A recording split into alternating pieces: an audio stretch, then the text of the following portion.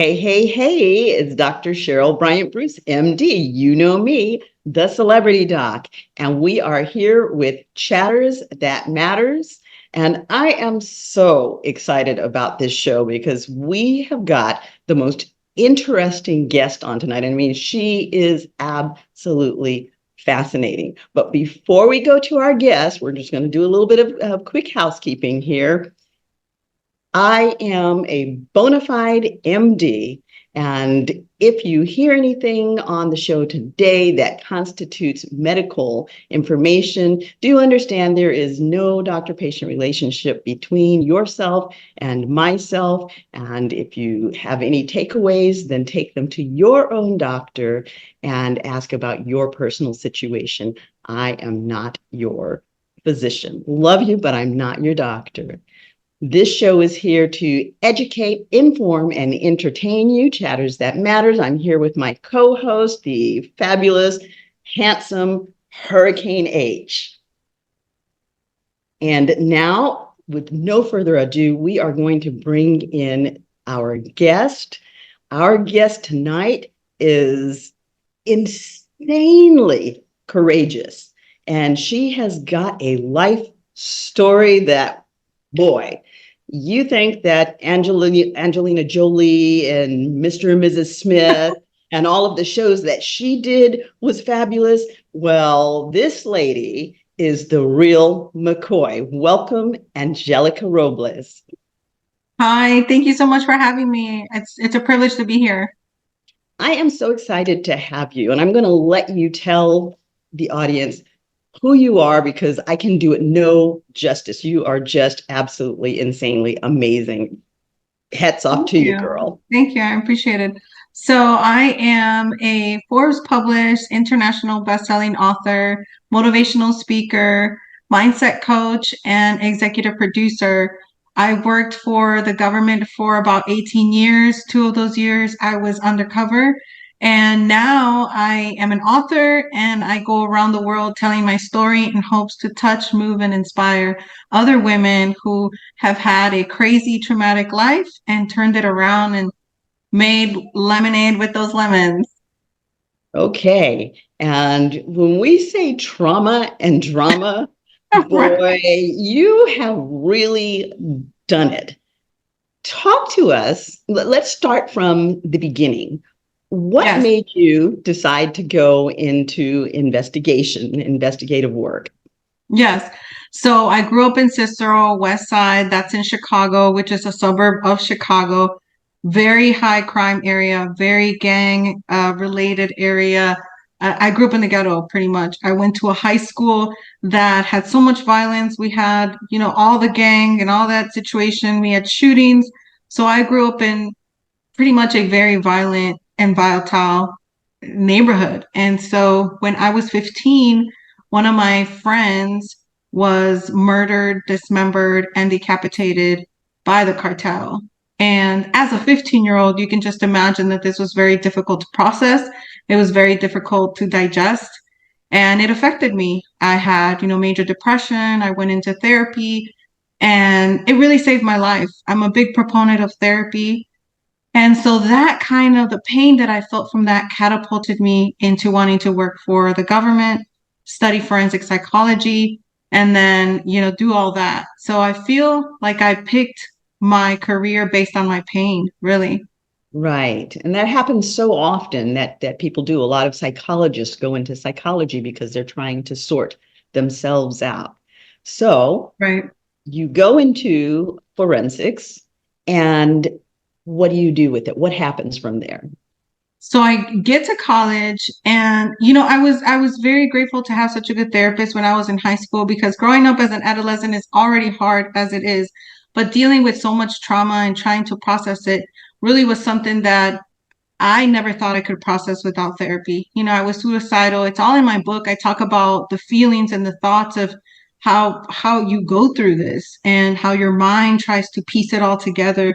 And of course, you go through the grieving phase and the anger and, all of that. And so as a young adolescent, it was very difficult. So I went to college and I decided to do forensic psychology. And I had also I was gonna do pre-med. So the Mhm. original plan was that I was gonna go be a doctor. I was gonna be an MD. But Okay. things, that was kind of the path that was geared towards from my parents and my family. Everybody wants you to be the doctor, the lawyer. But Okay, I have, let's stop there. Let's talk about that. Now, yeah, your parents want you to be this doctor, and you go sideways into something completely removed from that. How did your yeah, parents to that? not good. Not good at all. I actually, the story was I actually got into med school and I was in anatomy class and they were going through all the tiny little ligaments in the hand. And I'm like, you know what? Screw this. So I walked out. I called my mom. I told her I'm not going to be a doctor. And she was, in tears because our parents lead this like road for us and they want the best for us, Right, especially my parents are immigrants from Mexico. But right. I remember I told my dad, I said, I'm gonna go work for the government, and my dad was like, yes, that's my daughter. Okay. But at least I had the So support mom of and my dad were on different paths as far as what they saw your future looking like. right. Right, Okay. right. Because the doctor path was the safe way, and you could see patients and work a 9 to 5, and you know this. 9 to 5, yeah. When I ever saw those. Right, right.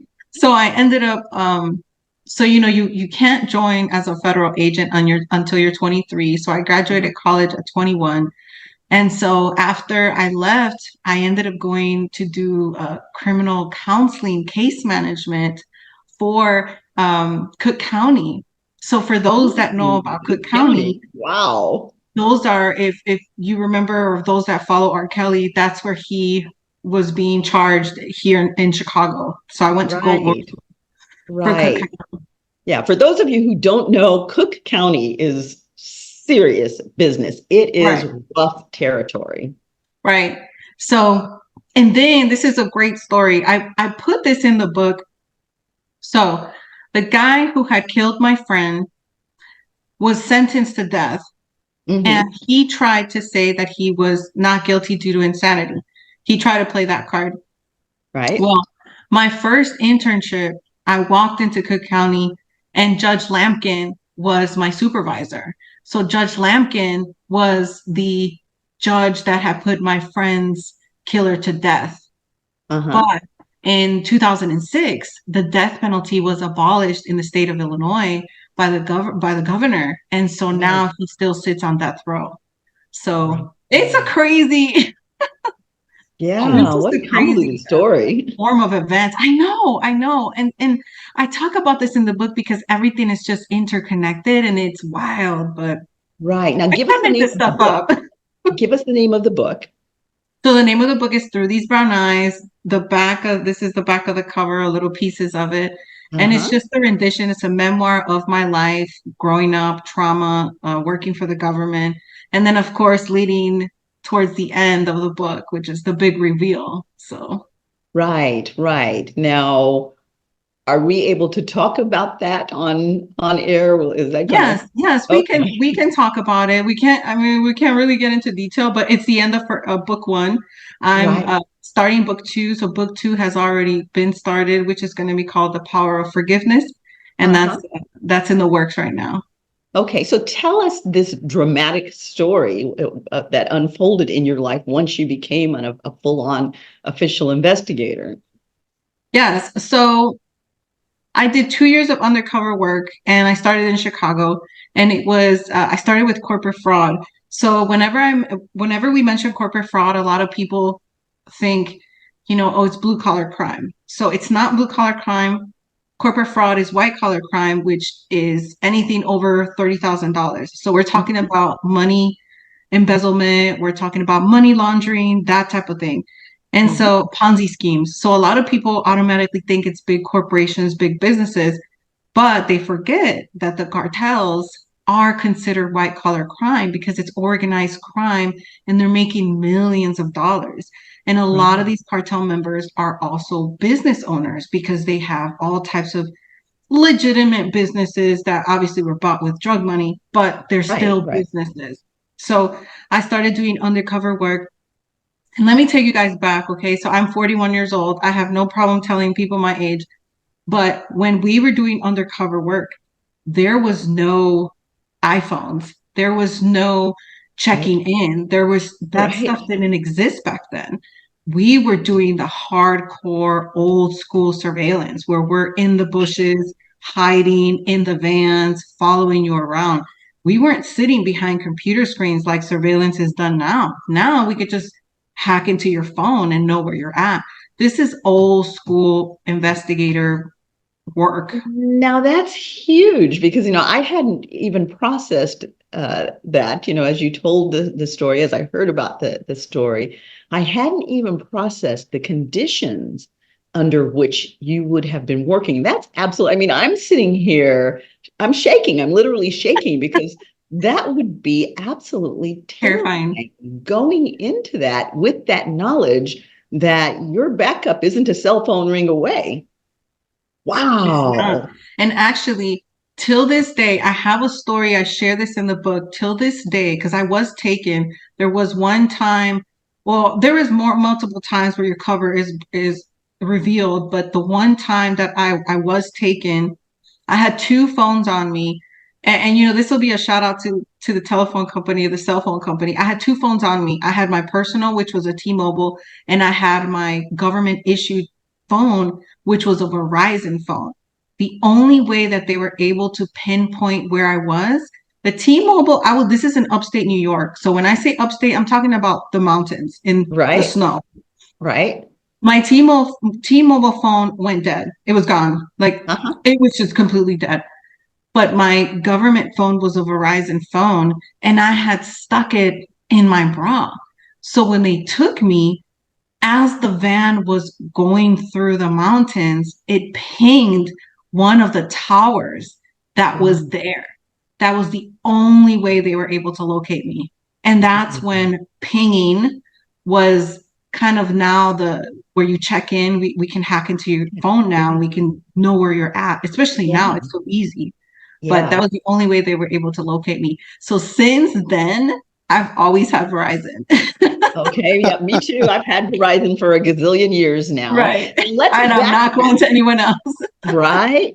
Let's backtrack a little bit now. We've gotten this exciting story about the mountains, but still they have no idea what you were doing there. So let's give them the backstory as to how you Yeah, got into so the mountains. right. So everything that I was doing was undercover. So I was either, and when I say undercover, a lot of people think that I was actually being part of transactions, which at some point I was. But a lot of the times when you do undercover work, you're trying to get evidence to convict on a larger level, right? Mhm. So you almost have to fit in. But when I started, I literally was following you around. Like I was hiding, I was in the grocery store with the hat, reading the magazine. Those things are true. And Uh-huh. just following you around. And a lot of it is because back then we didn't have the technology that we have now. So in order for us to get any type of audio or any type of conversations, we had to follow you and try to serve. It's pretty much surveillance, old school Right, surveillance. So we right. would be outside of your bushes listening to your phone conversations from outside. And Uh-huh. there was some gadgets that we did have back then that allowed us to tap into conversations the old school way, if that makes any sense. Uh-huh. Did you have like the click pens and things like that? Yes, we Yeah. did have the click pens. We did have, the glasses with the camera. I remember Right. I had a purse that I would wear, and we had cut out a hole on the side of it. So I would wear it and I would walk around, if I was at a jewelry store at a mall, very nonchalant, and they would videotaping the conversations and the interactions with the other people. So those things are real. So Okay. old school. Wow. Wow. Now, as I ask you questions, if I get into anything that you cannot answer, Of feel course, free yeah. to say that you can't. And if we need to cut, I mean, Hurricane, this is not alive. Right. It will be aired, but if we need to cut, we can cut. So I just want to For be, sure. very Yeah. careful about this. But you at one point actually married into the cartel, is my understanding. I did. I did. Tell me about Without that. So without knowing, so talk about the irony, right? I'm considered a world-class interrogator, and here I am sleeping with the enemy. Whoops. It's crazy. And you know what? You can't make this stuff up because even I was totally taken aback. So the way the story was, me and my husband at the time had been together for 10 years. Had been together for 10 years. Uh-huh. Now, during COVID, everything was shut down. Right. Everybody was at home and I couldn't travel, so I couldn't do any of my interrogations. I had 6 contracts at the time and I was traveling to California in different areas, but because of COVID, everything was shut down. So Right. during that time, I was on a podcast and I came on the podcast and told my story. And one of the guys from the podcast, Mark Wilkinson, he said to me, he said, "You really need to write a book about your life because it is totally insane and it's astonishing." And I had tinkered with the idea of writing a book, a tell-all book, but I Uh-huh. knew that it came with consequences because I Right. had worked for the government for so long. And if you read my book, I really go in on a lot of things in the book. And so I decided to write the book and I said, you know what, let me just do it because I had the time. So I Right. write the book, I write it in 3 weeks. And I Okay. always say to people, the 3 weeks was a cathartic experience for me because writing the book was evoking so much emotion. I needed to get it out of my system and Yeah. onto paper. And that's why it happened so quickly. So, book is done. It was about my life. I put everything in there, childhood trauma. I unveiled family secrets that people thought were going to the grave. I mean, I talked about everything. Sex, Okay, drugs. let's stop you. Let's stop you there. Yeah, Again, how did the family react to that? Now this book comes out and not you've good. spilled all the tea. So Not good at what all. happened with that? There was a lot of things that I uncovered in that book. And really what made it easy for me is I let go of fear of judgment. And I said, Mhm. if I'm going to do this, I'm going to do this right. And if I'm going to do this, I'm going to break some generational curses as I'm going along. Good for Because once you. you're in, you're in. So Right. it's either 0 or 100. There's no gray area in writing a tell-all book. And so I decided, you know what? I'm just going to unveil everything that's gone down in my family. There was incest in there. There was there was rape. I mean, I talk about everything. I touch a little bit about everything and, molestation and stuff like that. Right. Right. And family members were not happy. Till this day, I don't talk to probably like 80% of Okay. my Hmm. mom's side of the family. Right. But this is something that I knew it came with the territory. So I Right. knew that if I did this, it was gonna come with some backlash. So Right. there are some people that were not happy at all. And of course they claimed it was all a lie. But yeah, Yeah, the guilty squeak loudest. right. Yeah, you're absolutely right. And so I unveiled a lot of things, but I will say this, I think that when I did unveil some of the, deep rooted family secrets that were going on, I ended up getting closer to some of my cousins because Mhm. then they came forward and said the same thing happened to me. So, Right. yeah, Right. And now that it's out in the air, maybe it will prevent it from happening going forward. right, definitely. And I think, you grow so much when you write something as deep as I did, and the growth is immense, but Mm. the outburst that I got back, the positive outburst that I got from people saying, I read your book and it empowered me to tell my truth and break my generational curses and my family bonds and ties. And so that was the purpose of the book. The purpose of the book was always to move, touch, and inspire because I Yeah. talk about things that I'm not proud of in the book, but I Hmm. also give my audience a look into my life as to this is a tell all. I'm not Hmm. perfect. I made a lot of mistakes along the way, and I Right. continue to make a lot of mistakes along the way. And I think the biggest one is, I'm considered one of the best interrogators in the world. Mhm. Yet I still married somebody that was not for me, completely not for me. Okay, So let's stop there, okay? So, because this is a real Mr. and Mrs. Smith story. It really, So, is, yeah. so you're this interrogator. Did your husband know that this was your line of work? And if he did, because husbands and wives talk about what they're doing at work, were you inadvertently, unknowingly feeding him the intel about the work you were doing?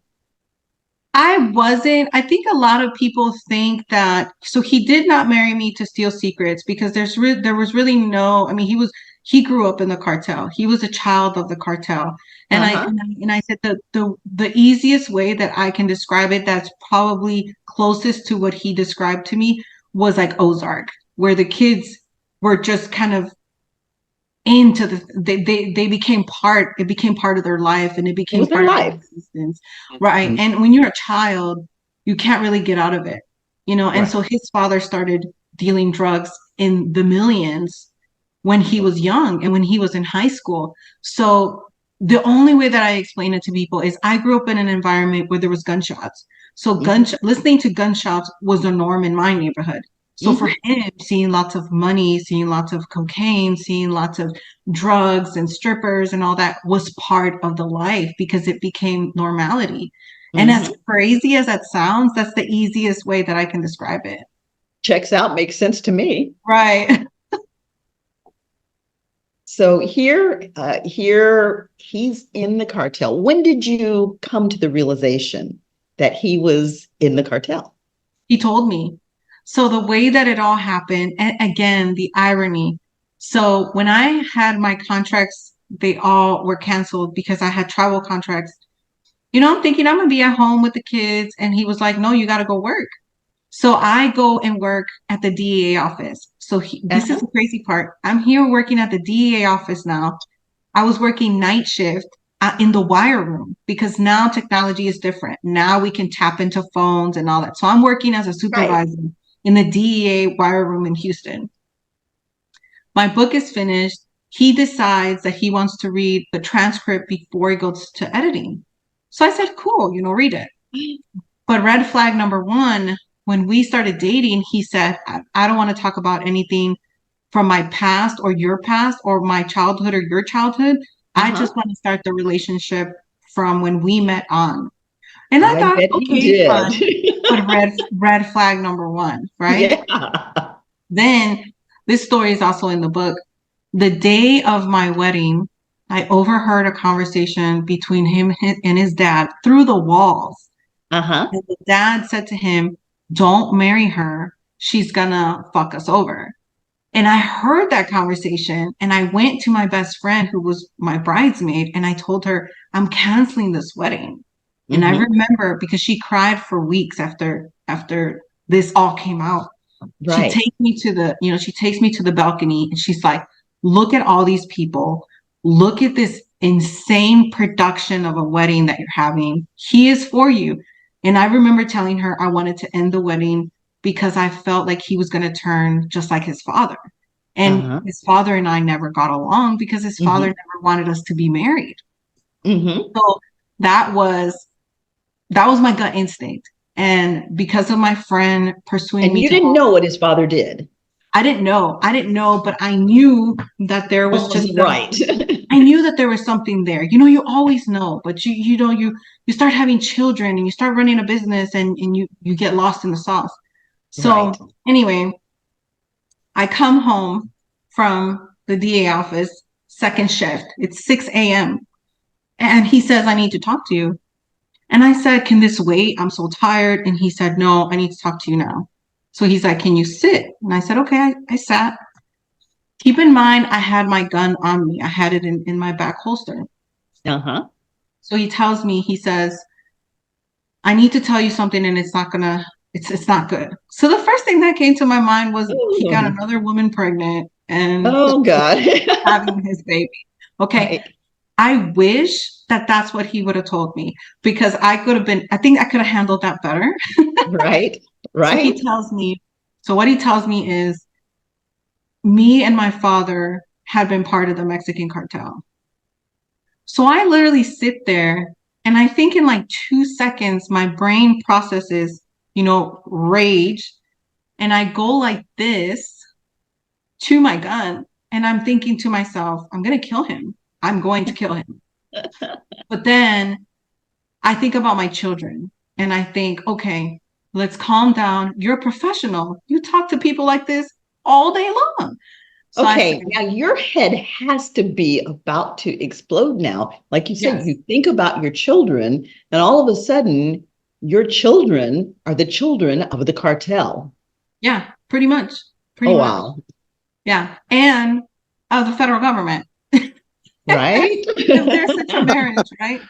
Right. So I tell myself, I said, okay, let's separate wife from your profession. And this is me talking to myself. It was like a 1 or 2 seconds, really. And I said to him, and in my mind, I said, okay, interrogate him. Separate your profession from the fact that you're his wife and get all the information out. And I kid Right. you not, this is what I said, because I'm the type of interrogator that I don't yell, I don't scream, I talk to people and I get into their mind in a Mhm. very finesse way. I'm Right. brilliant at this. So the only thing that came out of my mind was, tell me more. That's it. That's it. Okay. And people think that it was like this huge, oh my God. No, I cut that off and I said, tell me more. So for the next 2 hours, he literally just told me everything. It just Wow. all, and I literally just was looking at him and I'm just nodding my head, okay.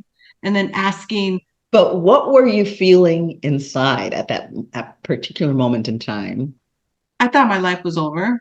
And I and Uh-huh. I and I explain it like this in the book. I felt like I got hit by a train and I survived.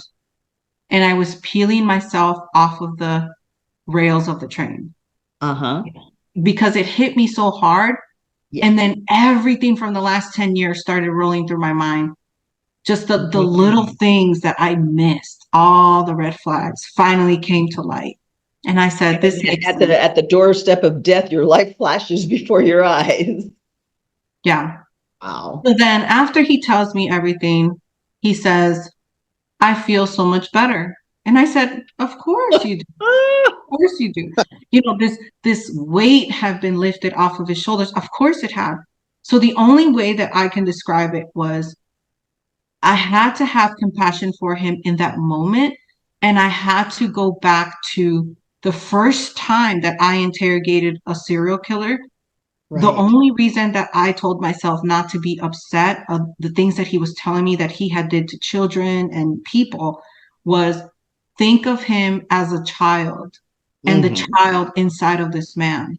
And that's Yes. the only thing that kept me from losing my mind was Wow. it's this child that is in this man that got caught up in this and had no choice and was already in it. But and this is why the second book is called The Power of Forgiveness, because I had to forgive him in order for me to continue with my life and Hmm. for us to continue having a co-parenting relationship with our Hmm. children. We made children together. And Hmm. ultimately, that's why I didn't kill him, is because of my children. Right. What did go through my mind was, deceit and lies. So my entire marriage was fraud. It was complete fraud. So Uh-huh. it didn't sit well. I can imagine. I can imagine. But here comes the kicker that a lot of people don't understand. And I'm going to break it down to you guys. A lot of people said, you're not a ride or die. And I said to people, ride or die knows what they're getting themselves into. Most cartel wives are aware of what's going on and they choose that life. Now they Right. choose to keep their mouths shut and they choose to see and hear certain things, but I Right. never chose that. I was never given that option. I was Right. lied to and deceived. So then I tell him, I need to report this. And it wasn't because I wanted him arrested. I had to report it because I had given the oath to the government. I Right. had said so. And then what people don't understand is if our calls or our conversations were to be tapped, I'm going to end up in federal prison, not That's him, right. because I gave the oath to the government. I had been working for the government for 18 years with this Mhm. type of population. And here I Mhm. am married to one. But there is also the big question of who dropped the ball in the government in the background investigations. Because Right. I continue to have a top secret clearance and we get investigated every 5 years. So somebody Right. knew. Now, what I do explain in the book is that the government agencies, they don't like each other. They don't collaborate with each other. FBI, DEA, CIA, they work independently. In fact, Mhm. they hate to work together. Mhm. And somebody knew, but the simple fact that I was working for the DEA in the wire room and here I am getting this information, it's insane. It blows my mind. Do you think that you were set up? No, I don't think so because his father his father and I never got along ever. Mhm. And Mhm. his father did everything possible to break us apart. I mean, he Mhm. did everything possible. So I think that my husband really wanted the girl. And I think he was selfish and he didn't care what I did. And I Mhm. think he thought, this is cartel mindset. I'm going to do whatever the hell I want. But And I'll do. do you think you were set up by the government? Do you think that they had that intel and they just didn't tell you? They let you sit there without that knowledge. No, because whatever I was working on had nothing to do with what they were doing. Okay. And so that was one thing because I did get asked that question a lot. Now, Hmm. if we were to break it down in a more minute basis, Hmm. possibly they could have been something of that nature. But Hmm. a lot of the work that I was doing wasn't even in Houston until I started working for the DEA in Houston. And I Right. think he started to feel the pressure because of me being in the DEA here in Houston, which is home. Hmm. And then now I'm listening to the undercover agents and all the taps that we have on phones and all that stuff here and in Mexico.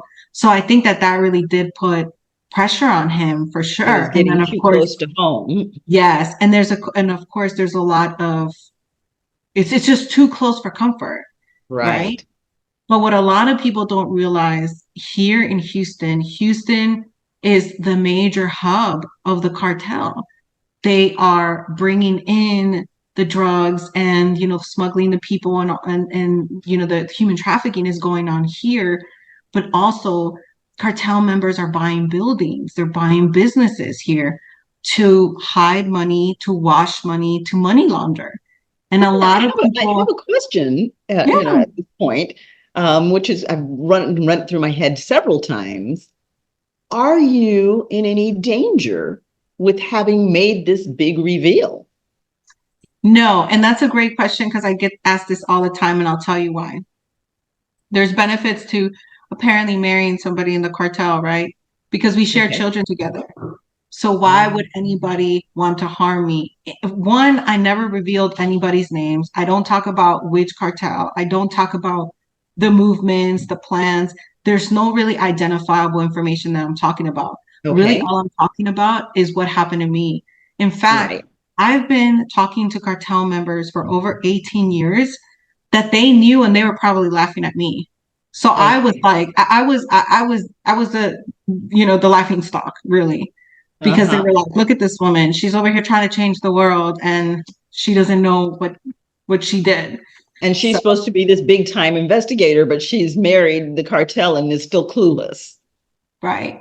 Wow. But in my defense, I always tell people, I married him with the intent to have children and have a home. And I was running a business, working full time. I had two babies under 3 at the time. I was breastfeeding. I was doing this, and this, and that. So my life was really occupied with everything that I was doing, that maybe I did miss some things, but I was Mhm. just too occupied to even go investigate my own home. And then there are the rose-colored glasses of love. Yes. Yes. I mean, Yeah. love causes us not to see things that may be just as obvious as the nose on our face. Right. And then the other thing that happened was, okay, so I had to I had to reveal it to my employer, which at the time was Department of Defense. Mm-hmm. So I always tell this story. When I called my boss, she must have been silent for what seemed like 10 minutes because she couldn't even process what I was telling her. I'm And she sure. said, she's like, I've never heard this. I don't know how to deal with this. Let me call the higher ups. The higher ups are the Pentagon. That's who I ended up being I ended up going under federal investigation for 7 weeks. So I went under federal investigation because Wow. they needed to make sure that I wasn't a double agent and that I didn't marry purposely. Was So there any point that you were worried that that investigation might not go well?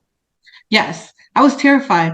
I tell people this reveal and this investigation was the end of the old Angelica. I was murdered, completely devastated. I mean, I literally, there was like a rebirth that happened. And I Uh-huh. think in the rebirth was the success of the book, how I got catapulted into motivational speaking. And then people wanted to hear my story over and over. I mean, I literally spun 3 new industries out of the career that I had because I Mm-hmm. still got blacklisted from the Department of Defense. Oh, I'm So I sure. did lose my entire career. I'm sure. I'm But sure. the funny part that I continue to tell people is doors closed so others can open. Yeah. So the book was done, it was finished. I called the publisher, and the CEO of the publishing company will never forget this because we had a global call where I literally reinstated word by word of how I called her. I said to her, because the book was already in editing, I said, I need the book back. I'm adding 2 more chapters to the book. And she Uh-huh. said, there's no way that you can do that. You're under federal investigation. And I'm like, I'm still going to do it. She said, there's only one way you can do it. He needs to sign an authorization giving you permission to write what he told you in the book. Okay. So the way that I played it was I went to him and I said, you can keep the house, you can keep all your money in all these offshore accounts, you can keep all these, because he had all this money hidden from me. I said, look, I don't want anything. I'm going to take the kids and I'm going to leave. You can keep everything. But the one condition is I need you to sign this authorization. So he said, your stupid little book, sure, I'll sign it. So he signs it. That authorization said that him and his family and anybody else could not come after me legally for the rights that he was giving over for me to be able to write this in the book. But Wow. he was thinking his money, his stuff, all that. Yeah, the book hit bestseller. And then eventually I ended up selling the story to Hollywood for a feature film. Good for So, you. yeah, Good for you. crazy, That that right? that well, I mean, you had help coming to um that decision, but that I mean, that was brilliant. That was absolutely brilliant.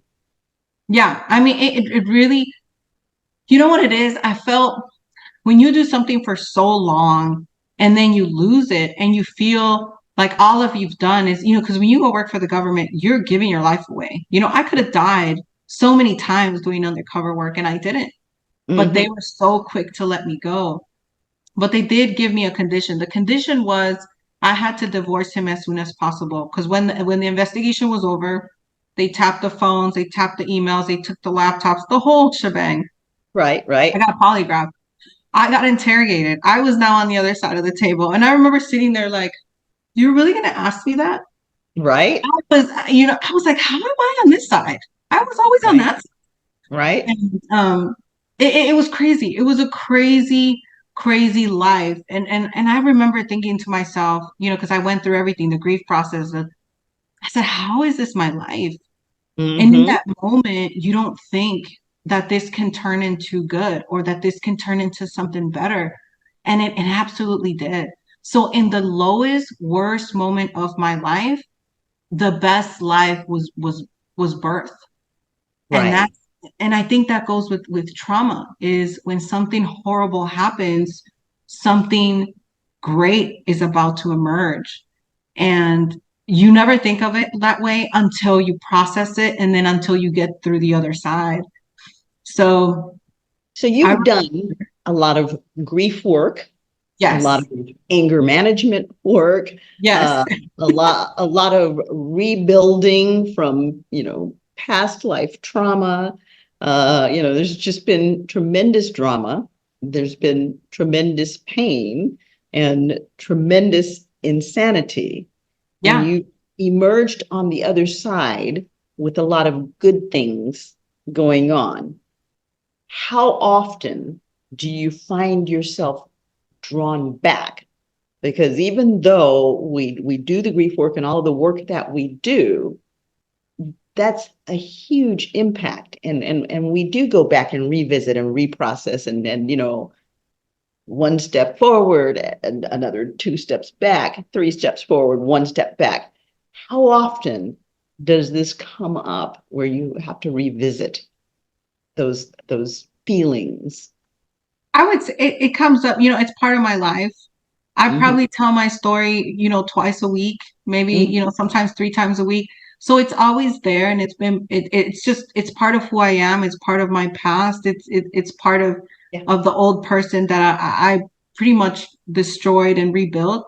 Mhm. But I continue to do the deep internal work, and I Mhm. continue to do the finding, because there's pieces left behind that kind of flow into other areas of our life. Obviously with relationships, it's very difficult Yes. for me to get back into relationships and really do that thing. I was with somebody for 10 years, and then that person deceived me while I had, his babies. So you So have some trust issues. I definitely have some trust issues. I definitely have some the story issues. But I will say this, because I'm such an expert in my field, I feel that that came in so handy in dealing with this, Mhm. because as interrogators, we definitely compartmentalize things in our minds, and we allow things to not get into our emotional bank. But when Right. it's something close to home, it tears us apart. Right. Sometimes I'll be watching a kid's movie and I'll be in tears, and my kids are like, "Why are you crying?" And I'm like, "Oh my God, Nemo's lost." But Yeah. it's really in those moments where your body is trying to just evoke these emotions and get them out Right. of your system. So Cleaning, that for cleaning sure, I yourself. definitely deal with it on a continuous basis. Yeah. I mean, how can you not? Right, right. So, what are some of the things that you do to cope? Because you've been through a tremendous amount, and obviously you have tremendous coping skills. I mean, the job that you did gave you some coping skills. Your background, where you came from, gave you some coping skills, and just surviving this mess gave you some serious coping skills. What are your coping skills? What do you do to get through when you're traumatized like this? Yeah, I do a lot. I'm a big proponent on therapy. Every time I go on podcasts, I talk about therapy, the power of going through things, and the power of unraveling and peeling back the layers of the onion. So therapy, and of course, I'm sure people follow me on Instagram. They see how I work out. I'm obsessed with working out and bodybuilding, Hmm. and I script, and I do the grounding and just the self-care, the physical, the mental, and the spiritual. Right, right. Now, I mean, one of the things that I have to think about in terms of the therapy, you are an ethnic minority, Hmm. and so many of the ethnic and racial minorities have a difficulty with the idea of letting somebody else into our heads, particularly if it's not somebody of the same race and culture. How difficult has that been for you? It has not been difficult, and I'll tell you why. Because so when my friend was murdered, I couldn't sleep. I was having nightmares, and I didn't even know how a 16-year-old would process something like that. But I remember I went into a major deep depression, and it was Mhm. my Spanish teacher in high school, Ms. Rudke. She's always out there. She's still alive and she's still listening, and I love her. She sent me a message today. She pulled me out of class and she said to me, "You need therapy." And us, because I'm a minority, I'm Mexican, I'm living in the hood. I don't know what therapy is. We Mhm. have no, growing up, it's like, something hurts, walk it off. Right. And so she really did save my life. And so I was exposed to therapy when I was 17, and I Beautiful. saw what it did for me, and I saw how it healed me, and I saw how we were talking about things about when I was 3 years old and I was being Hmm. molested by a Hmm. neighbor. It Hmm. came out in therapy, and Hmm. it was so liberating. And so for me, therapy, and I say this story all the time. If you post a picture of you at the gym every single day, everybody's like, look at her, she's working out. But if I post a picture at the therapist's office every single day, people automatically say, well, what's wrong with her? She's crazy. Right. But there's this continued taboo about mental health, when really mental health is self-care. And it's Right. so imperative to have it. Absolutely. Absolutely. And I mean, we all have mental health issues. We all have pain in life. We all have baggage that we carry in life. And it's illness. I mean, all of us have some degree of mental illness.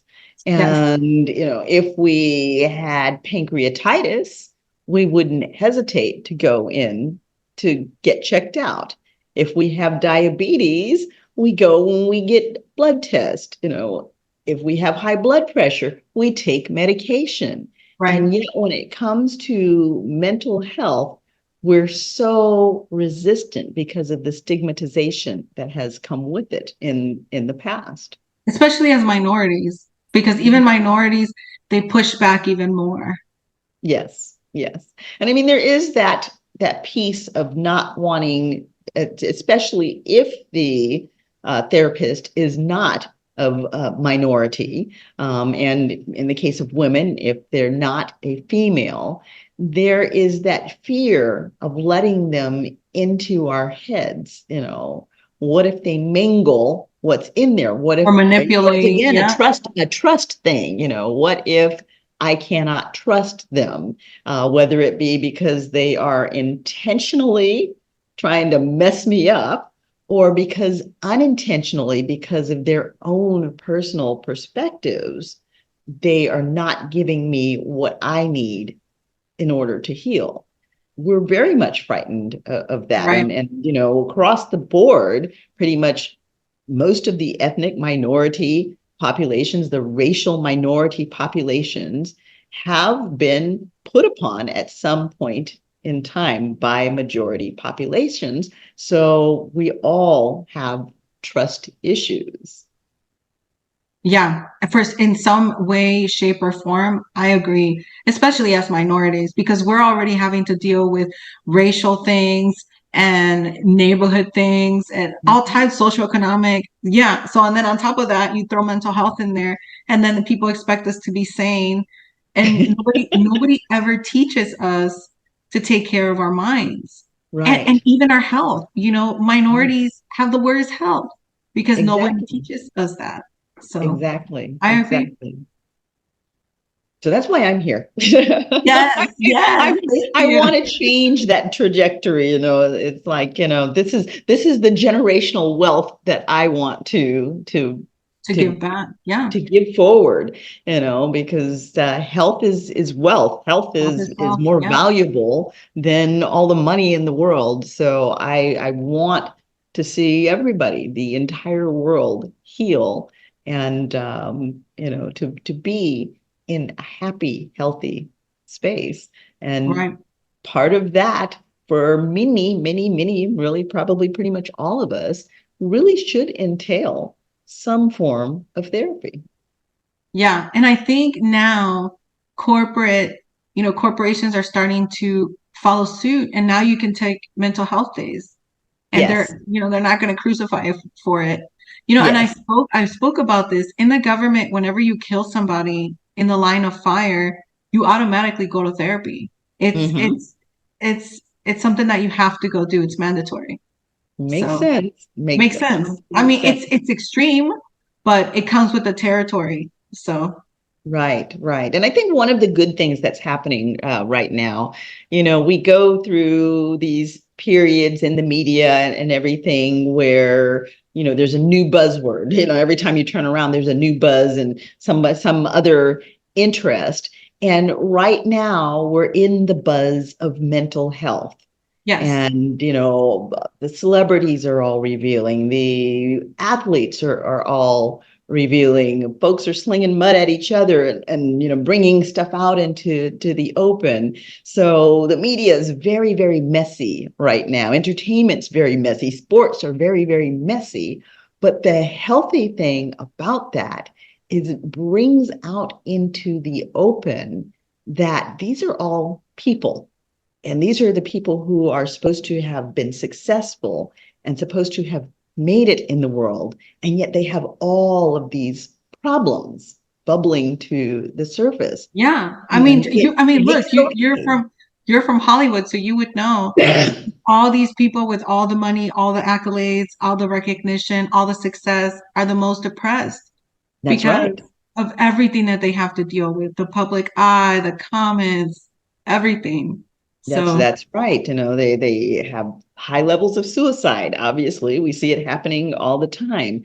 The children have, high levels of drug use, yep, uh, high levels of dysfunction in the homes. I mean, these people have tons of money, and yet when I work with families, some of the most dysfunctional families that I have worked with have been some of the families with the most money. the most assets. Yeah, Mm-hmm.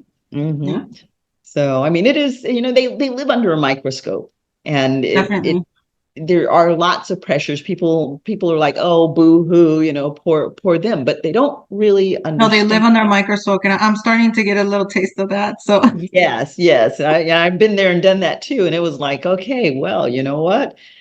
There's some pressure involved in it, and when there is a pressure for you to always be on and you yes, don't feel on, or, in your case, you've got trust issues with relationships and such, but because you're now coming into your limelight, I don't know if you're in a relationship yet, but if you're not, you already know that people are going to be looking in to see how you handle it. right. I know They're people going to say I they're going make to be tracks looking look to see very if your next sexy. husband is in the cartel. Right. Yeah. I mean that and it's so funny because people are like, how do you even date? I was at a mental health conference and during the Q&A they said, how do you even date? And because if you tell them, you I can choose not to tell them what I do or what happened or the book. I could choose that route. But then Mhm. if they go Google me, then they're going to be mortified. So it's Yeah. like, And in the days right? of Google, you can't hide anything. Right. So it's almost like, let me give you the disclaimer now, and you can Mhm. choose to stay or leave. And then, but that just has been the go-to because sometimes that's what you have to do. Honesty is best, I would say. I would agree. I would agree. So, are you in another relationship? I have been actively dating, but no, I'm not in an exclusive relationship. And really, I think I have so much going on right now that my time is very limited. I'm a single mother, and so my time is Right. very limited and I do so much. So I think there's a time and place, and right now is definitely not the time. So Okay. And as a single mother, this is just such a bizarre story. How do you address this to your kids? Because, I mean, it's yeah, it's it's kind yes. of sordid, you know? Yeah. So my How do kids you how do you make it make yeah, sense this to is your a kids? this is a How old great are your kids question. right now? They're 8 and 5. Okay, so the So 8-year old is enough to start understanding. And then when mommy has a book and a movie, the 8-year old is definitely old enough yes, to, yes. to get things coming back. So how do you make all of this make sense for the 8-year old? So, I divorced 3 years ago. So at the time she was 5. So Uh-huh. she understood that mommy and daddy broke up because of a lie, but Mm-hmm. she obviously doesn't know the details of it. She knows about the book, she knows about the movie, she knows that mommy's an author and she speaks and all this stuff. Right. But I said to her, there's some lies that have consequences to them and the divorce was the consequence of that lie. It Mm-hmm. sounds very, it's very simple. You're really boiling it down, but also I did get both of my kids into therapy after the Mm-hmm. divorce. They were in Good for therapy for a you. whole year. Good And for you. it's crazy because there is no stigma about therapy in my kids. You know, they were like, we're going to play therapy. It is so much fun. And I Right. wanted to instill that in my children that they don't Hmm. even, it's not a bad thing. It's you go and you play and you talk to somebody. Good for So, them. yeah. And hopefully they'll carry that forward into their life as they become adults and Yes. use it as a tool. Yes. But you know, it's so funny because when I picked a therapist, she was one of the best um, child psychologists here in Houston, and Hmm. Dr. Darwin. She's Hmm. amazing. But I remember when I went in there and I told her the situation, I told her she needed to read my book so that she can get the backstory into Right. what the kids were going to deal with. Right. She reads it. She read it in like 2 nights. And she Right. calls me and she says, "Oh my God, are you in therapy?" And I said, "I sure am. But I just wanted to let you know what the context behind why I have the kids here."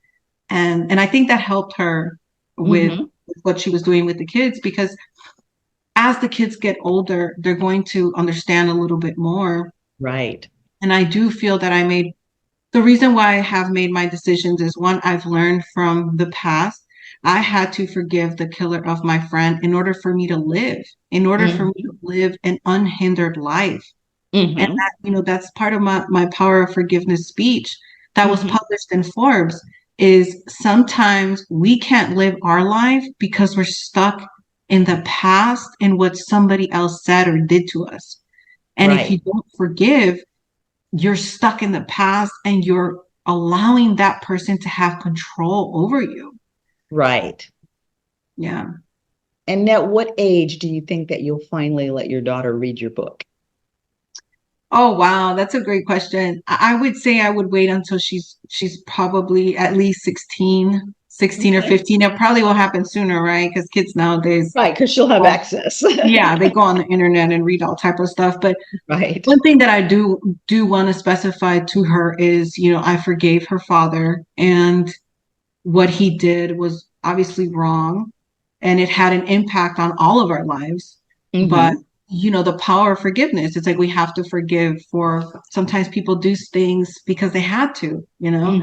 I don't think he necessarily wanted to lie, but I think it was in his like family. It was like Right. his family, or kind of, what I think about is the prince. He had to renounce his entire kingdom to go be with Meghan Markle. Right. And I feel like that was how he was. He was stuck. Like, do I say something? Do I not? Because when it did come out, oh, it was real bad over there. Yeah. Yeah, because I remember his side of the family started saying, why did you tell her? She could have gone another 10 years without knowing. So, Hmm. but they Hmm. don't realize that he just couldn't hold it in anymore. It was eating Right. away at him. And so that's when I was able to see the child in him, and the pain in him. So, Hmm.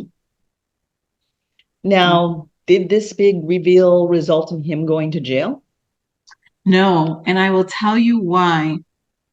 The government is not going to waste dollars and or manpower on hearsay, Hmm. because they're not going to open a whole investigation. We got tons of investigations going on. We have tons of active investigations going on, and they didn't. They just didn't care. They only Hmm. cared whether I was involved or not. Right. And he's very successful. And Uh-huh. and I feel like the book almost catapulted him because he's in an industry where this type of niche, I guess it's like Wolf on Wall Street kind of situation. Hmm. And I feel it catapulted him. He ended up becoming a VP of a company. So Okay. yeah, Okay. So it was in a twisted kind of way a win for him. in a twisted kind of way. But also, I also tell people, I think when he was younger, and I could say this because it's in the book. When he was younger, I think they were involved more with the actual moving of a product. And Hmm. as he got older and started being more professional, they started being more involved with the money laundering side of it, Right. the Hmm. business side of it. He is a businessman. So Right. that's what I always tell people, is there's so many sides to the cartel that Right. people are only influenced by what's in the media and the moving of drugs. But there's so much more. There's businesses involved. There's politics involved. Mm-hmm. There's military involved. There's a lot of money involved. People are getting paid off. And I describe this in the book, but everybody's just thinking there is thousands and millions of dollars under your floors of your house. Uh-huh. Yeah.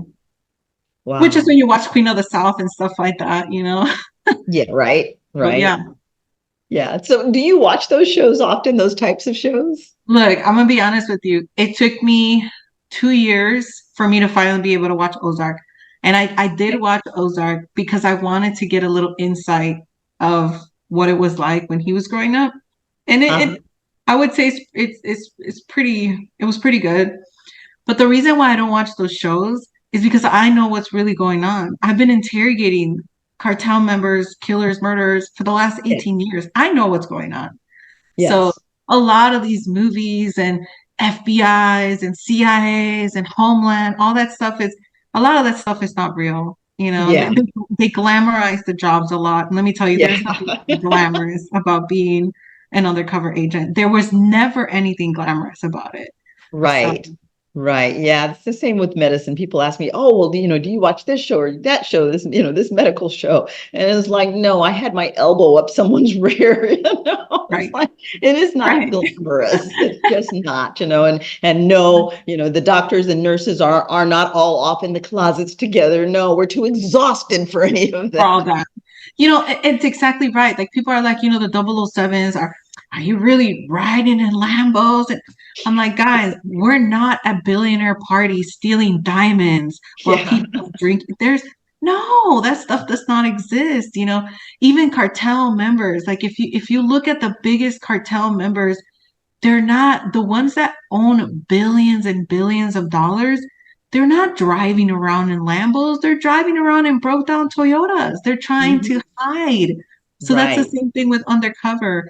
We weren't, was I sliding down the side of a building? For sure I was, but I wasn't in makeup and a cat suit and looked like Angelina Jolie.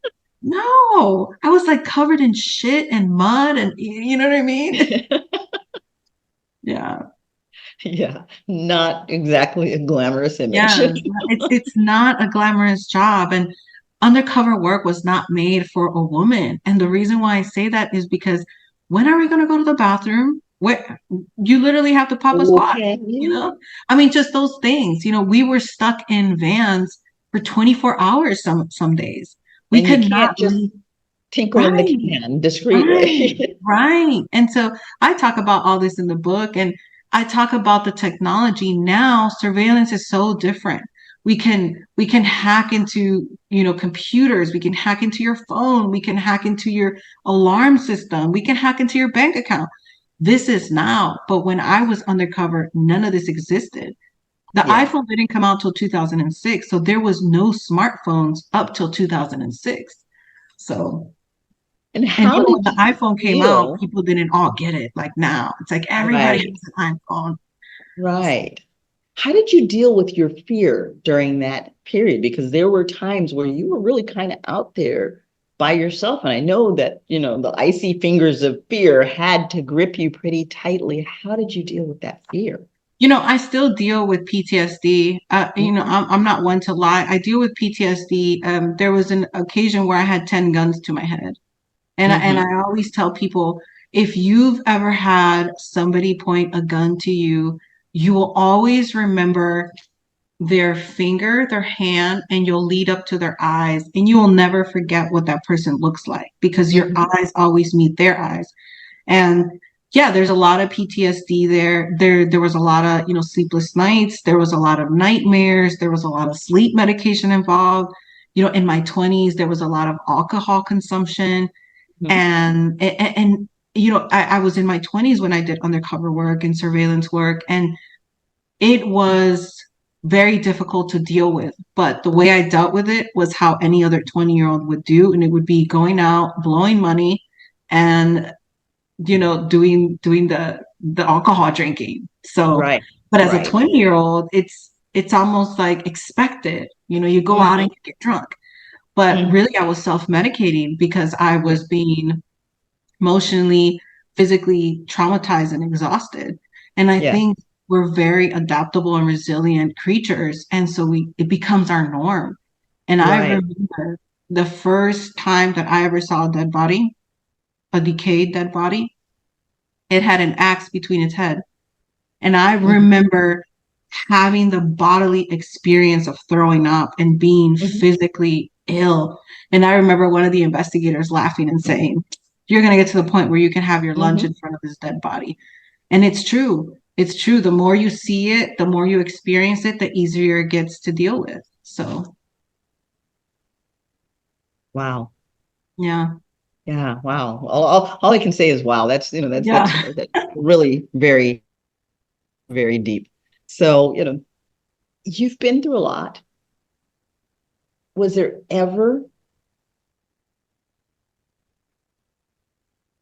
a moment when you felt like you were literally losing your breath? Yes.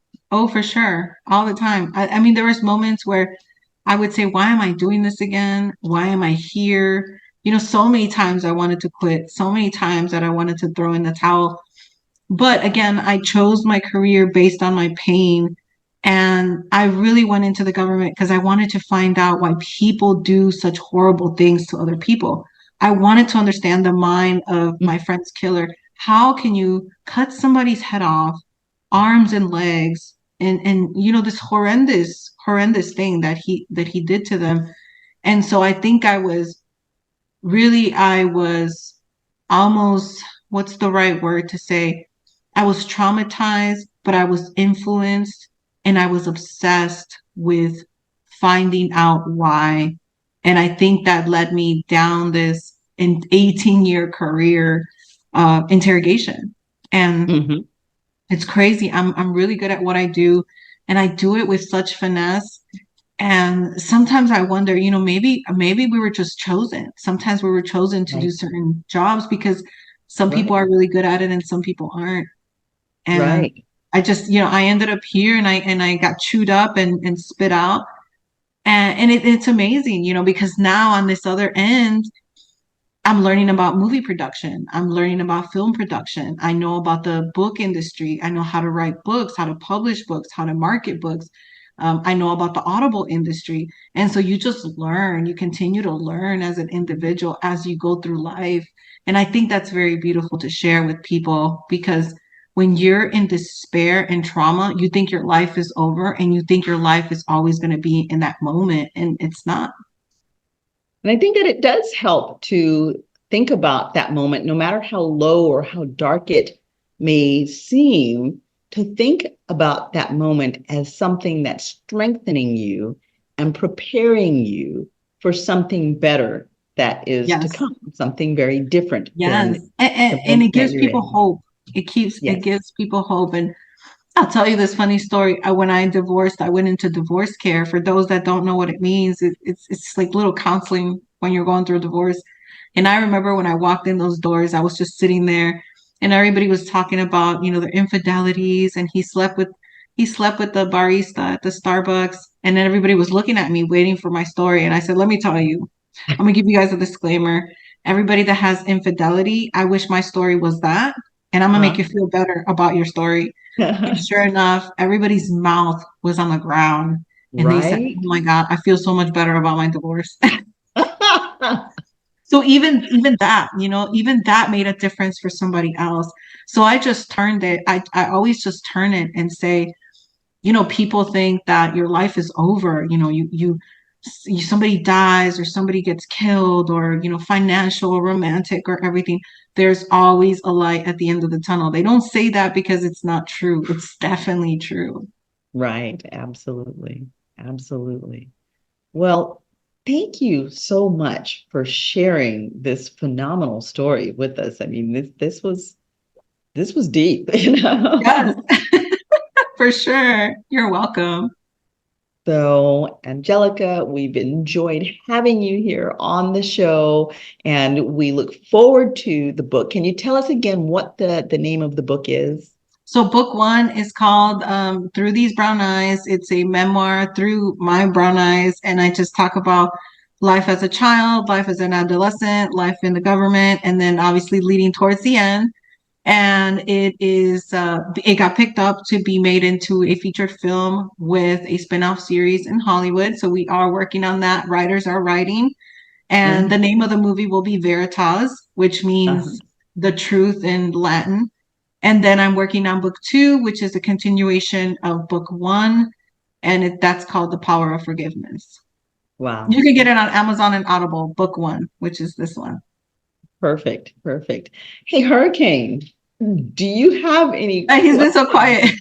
quiet. Yeah, I'm sure his mouth was unhinged, you know? Yeah, he's like a sponge.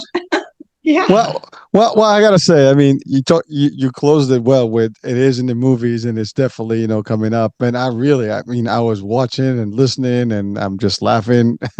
It is a movie, it really felt like an actual movie that you would watch, and we've seen some movies of those, and I think you've talked about the series, Queen of the South. I think that's Queen the of the one. South, Yeah, yeah. you mentioned that. I mean, Ozark and all these. I mean, these are things that we've seen. I mean, Bad Boys. I mean, there's a little bit of Bad Boys in there. DA agents, his sister, and I think Right. Bad Boys too. And you got all that stuff, and it is a crazy story. I mean, when you think about it from everything. I mean, I do have a couple. I mean, I think Doctor, you've covered a few ones that I had, but it's okay. But here's the thing. One is that he married you, but he knew what you did. You didn't know what he did. Yes. Yeah, which is like, I mean, to your point, I guess it was love. He wanted it so bad, he got it and doesn't matter. But it's funny because he knew that eventually this is not going to go any further. And you got into the wiretap unit. That's it. I mean, this is going to be a wrap. It's only a matter of time before you catch him, and then it would be a worse thing. So he came clean. But you got to think about it. I mean, if you think about the mind right here, is that the folks of that nature, they would be hiding in plain sight as they do, right? Everything around. I mean, you would know. And he was right there. I mean, that's like being the best, incognito status that you can have Right, with a hiding federal in agent. plain sight. Literally, I mean, Right. right there. Who would have thought? And frankly, as you had said, I think, Doctor, you asked the question about whether the agencies knew about it. I mean, you're right. I mean, you guys go through. I think one knew for sure. I think one knew. Well, Yeah. so there's a whole question about that person and why they didn't spill the the beans out there. But here's the thing, though, you're right. The investigation stuff that you have to go through as an agent over and over, it's continuous, and I mean, obviously the dude was pretty well covered. I mean, that didn't come up. I mean, because it takes 2 years at least, for the initial onset when you actually get into something. And the reason I know, because I was going to be one of those agents myself. I actually had applied, and there was a reason I didn't get in, but the fact is that was going to be a whole 2 years, preview on my life story before I actually even get, picked. And so it is an interesting concept where people, watching and listening right now is like, why no one caught it? No one picked it up. And you're right. You could have picked it up too. He did it well. I mean, I have to say, the guy was good. He did a great job about this to cover all his tracks and Mhm. and live a life, of. I mean, talking about a spy life, this is 007 in the making. Yeah. I mean, he's Mr. and definitely Mrs. Smith, I mean, Mr. and I Mississippi. I mean, mean, you're right. there was a lot of things that I could tell that even would be more flags, but like I said, like we never shared accounts. I never had access to his accounts, all that stuff that a lot of people would bring up. And I was just like, well, this is how we do it, but there was ways that I could have gotten more information, but I just, I was so busy doing everything else. And I trusted him. I never thought that this would ever come up. Oh, you So were well, the other thing is, you wouldn't think that if it was that, he would have kids with you and stuff like that. I mean, that's the other part, right? I mean, you would think that, this is somebody that's going to put his family and kids in jeopardy in this case. And yet it didn't stop. I mean, you have kids now and they're growing and they will know, who the dad is. And I'm right, sure there's still a relationship there, which is, I can just imagine as they grow up. I mean, that's going to be another work for them because it really think is. about, That's think going to about be a like lot of work. everybody. Oh yeah. I mean, people are going to be like, oh, you're the daughter, you're the son of such and such. There Yeah. will be great fame in there, but there also great shame in there as well because people are going to try, how people are brutal, the bullies out there, right? They're going Right. to do their work, oh, and it's going to be tough. And then, of course, the dad is there as well, and the family is still there. So you got all these things, And you're right. You spoke about a couple things, such as the idea of that, you know, he hasn't gone to jail, and although people know, the agency knows what, but you're right. They might be, maybe, unless he's linked to somebody else's, investigation, and somehow it comes from that route. That could still happen, but who knows, right? The other part that I just wanted to touch on is that, sadly, that after all the work you did, 18 years, you were dismissed because of something. Obviously, I get it. You should have been the first one to catch this, and you didn't. And you can say, well, you should have caught up that in the investigation, and you didn't. So who the hell to Right. blame? Right. Somebody's going to be a scapegoat, and guess what? That And it was was you. me, right? But It was but definitely me. but for people that are watching and listening, as you said it best, is that sometimes bad outcomes create better outcomes. Yes. Because really that's what happened. You had a bad outcome, but what you are today is a much better situation in life. Plus, your experience and expertise is still with you, and now you're putting out there to podcasts, to the shows, to the movies, Yeah, to I'm a your consultant speakers. now. Yeah. Exactly, and you know your And stuff. here's the thing, I still work for the government. They still engage me. Now, it might not be Department of Defense, but it's other agencies. And I think Right. that was another question was, what does blacklist mean, right? So when you're blacklisted from a specific agency, you're specific blacklisted from that agency because the agency has only jurisdiction over them, but they don't say, oh, you're blacklisted from the government. That comes from higher levels. Okay. So Well, yeah. you have talent in quite a few other agencies. I think that Right. you'll be good in a lot of areas that are there's a lot of different levels in there, and a lot of task force and things like that. So you'll be just fine. And plus, now you also can start to Hollywood. I'm sure you're gonna have multiple movies and stuff, and your expertise is just gonna be up there. And hey, listen, this is just the beginning of a Yeah. long run. So hey, I mean, well, first of all, congratulations on the work you do Thank now, and you. the Thank you. speaking And then did you and engaging. see, Cheryl, I was published in Forbes for the second time today. So I did. I did. I sent it over to Hurricane, and we'll be posting that up with this show. So That's I did, Forbes and we're Morocco, very right? excited for you. yeah, so Forbes Morocco published me last year as The Power of Forgiveness, my TEDx speech. They gave me my own article, and then they decided they were going to put me in CEOs to Watch for 2023, and I ended up on there with Alex Ormasi. I'm a big fan of Alex, so now it's like the levels of elevation have gone up now, and people say, "Oh my Beautiful. God, you should be so excited." I'm like, "Yeah," and I'm very pressured to upkeep this. That I can't believe they even put me with him, but I landed there. So yeah, But this is good pressure. This is this good is pressure. good pressure for sure, for sure. Yeah. Absolutely. And I just have one question, because Yeah. what Hurricane was saying, and we're going to wrap this up. But what Hurricane was saying actually evoked another thought. You are still raising children with this man. Are you all on good terms?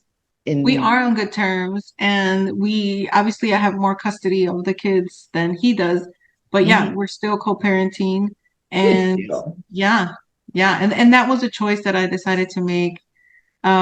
If we went to trial, it would have been televised. It would have been crazy high profile, but we decided to settle it out of court. So yeah, so we have a great relationship. We deal with what we need to deal with, and if you were to ask him, he will just deny everything, but Right, deny. right.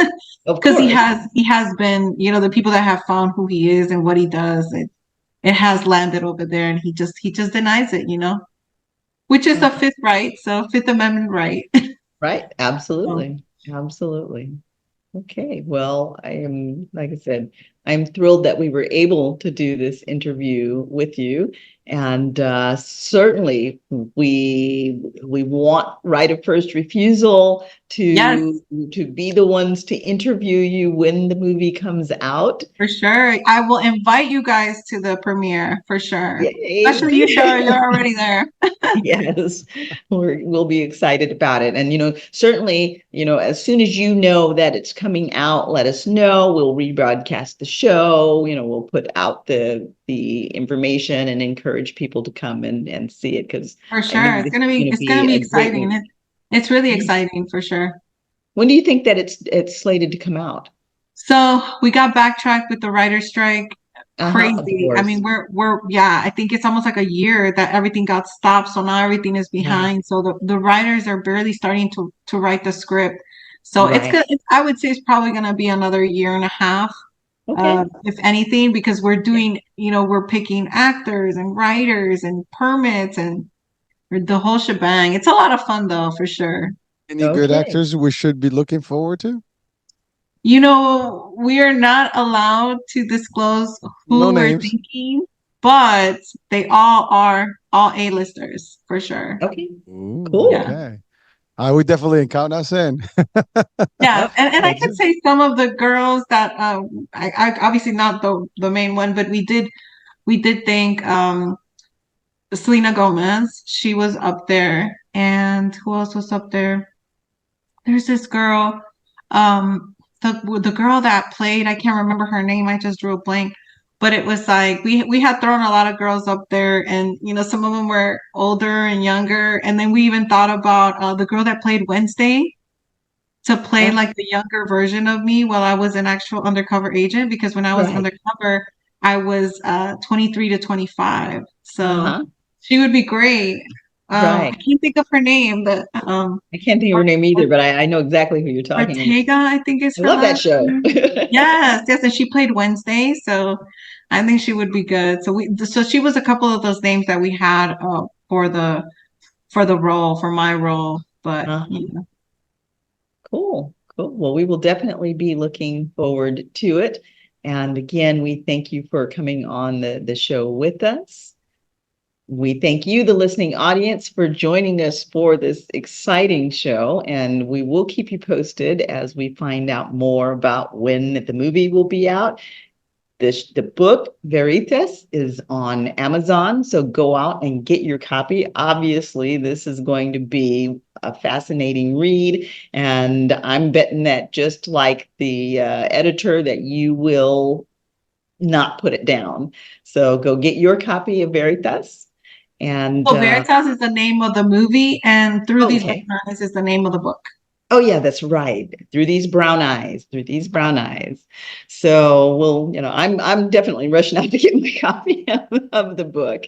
And again, thank you all for being with us for Chatters That Matter. Let's talk about it. I am your show host, Dr. Cheryl Bryant Bruce, MD, the celebrity doc, here with my co-host, Hisham Ellen Mate, Hurricane H. And we have been interviewing the fascinating, fabulous, beautiful Angelica Robles. So this show, like every other show, uh, when it's over, we'll go on to YouTube. You can find the show on all of the different platforms, and it's also on the radio. Make sure that you go to the show, share it with your friends, hit those like buttons, leave us your comments. Again, thank you for joining us on Chatters That Matter, and we will see you again on the next episode.